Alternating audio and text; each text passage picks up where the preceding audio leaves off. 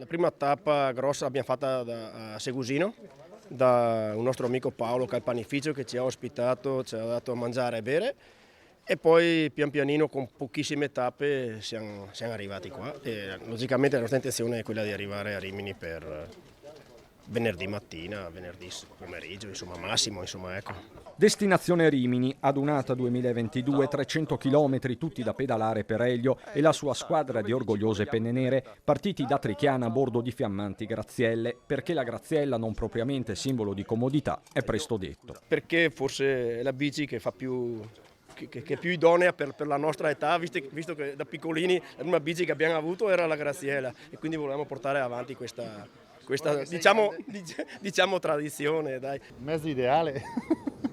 Autolesionismo puro questo. È masochismo. Sì. No dai, ci divertiamo, poi piano piano no, si arriva, non c'è problema. Il lato B, quello è il problema, che nei giorni si farà sentire proprio.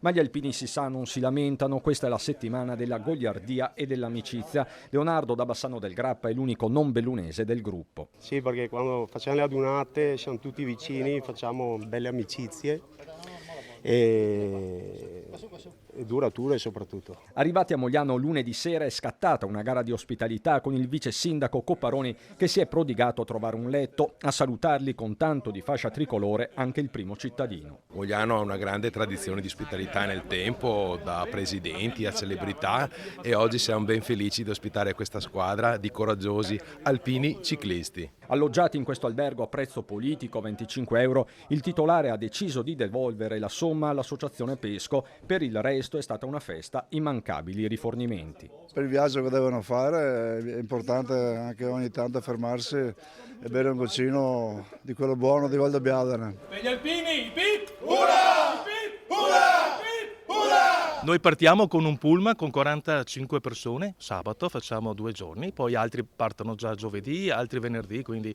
saremo più o meno una cinquantina del gruppo di Mogliano a Rimini.